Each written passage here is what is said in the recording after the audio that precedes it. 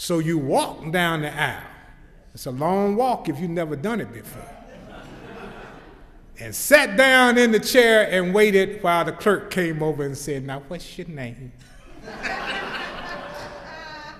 And then she would say, when the reverend would say, "Sister Clerk, who do we have who has joined this family this morning?"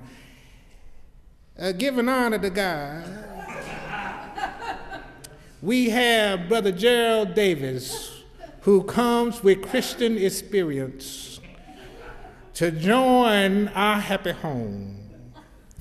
And the minister would say to the congregation that we will accept this brother and who will come down and welcome this brother into the church. And it was a beautiful thing to see people coming forward to take that person back to their seat.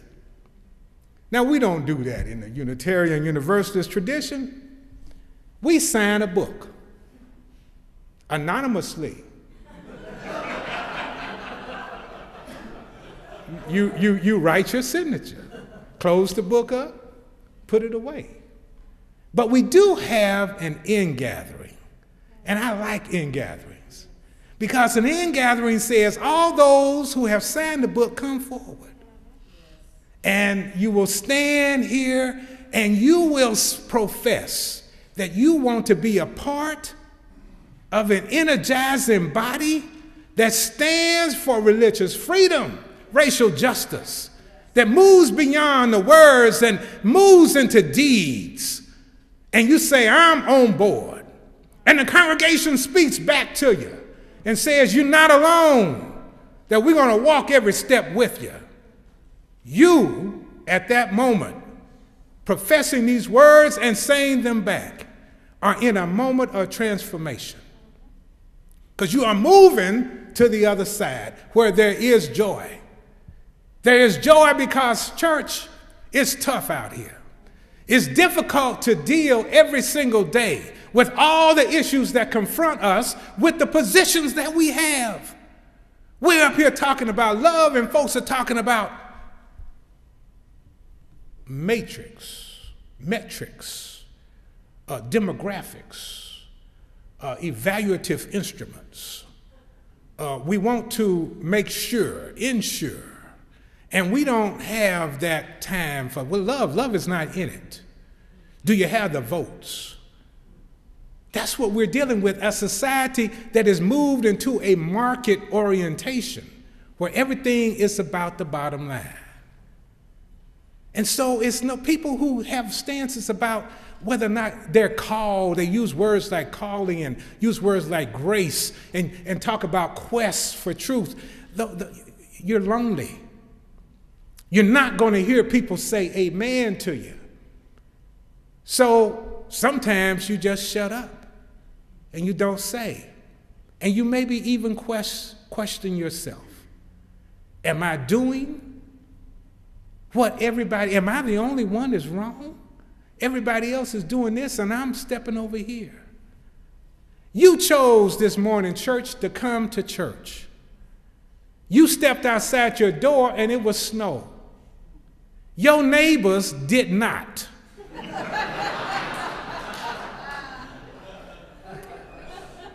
They stepped out and got the newspaper. But you came to church. You came to a place that you consider sacred. And you came because you were called. You were called. That there's something inside of you that is moving you. Transformation. You're not the same person. That's what happens when you get transformed. That's what happens when you start to understand what joy on the other side might mean. Because even in the snow, even in the storm,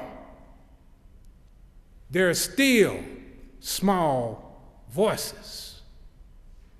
Still small voice. Church, I'm going to tell you a little bit more about this thing called transformation.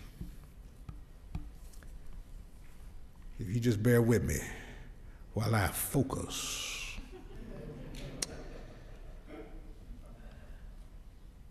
Yeah, let me get to the ABCs of it. Let's start with this one right here.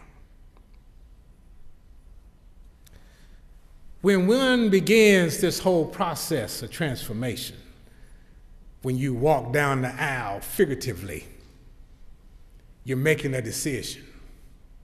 You are making a decision that has to do with, yes, it's an affirmation. It is saying that I do want to live how I feel. I don't want to lie anymore. I want to be able to ask the questions and not have people look at me like I'm silly or foolish. But I want to be able to follow the kernels of truth that I hear. I want to be able to be on this quest. And so you say, I made the decision. I have made the decision. Now, some folks say what you've done is taken a solemn vow. Some folks put that onto it, a solemn vow, a solemn obligation. Well, guess what solemn obligation's root word is? The root word has to do with sacrament, the Latin word sacramentum, that has to do with solemn obligation. And when we talk about sacraments, we know that, yes, the Eucharist, marriage, it's all kinds of different sacraments. The Quakers have no sacraments. Salvation Army has no sacraments. The Unitarian Universalists have no sacraments.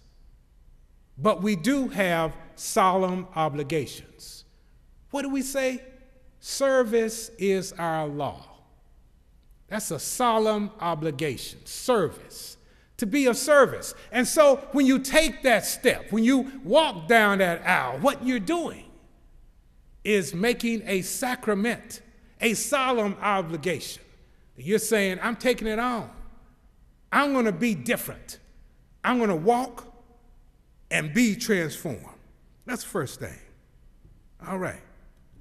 The other thing that you see when you take transformation is that you say that I can't do it by myself. That's what that whole ingathering process is about. That I need somebody else. It does take a village.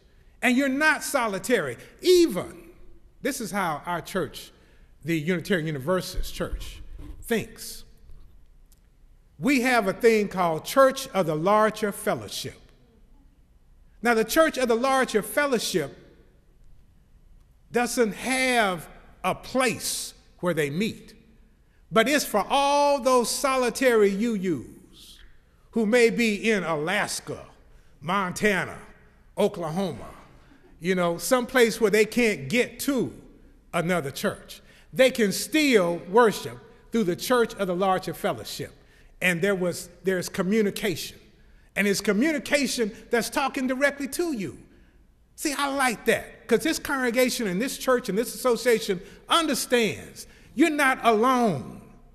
You are part of an assembly, and that assembly supports. So that's important when you make that commitment.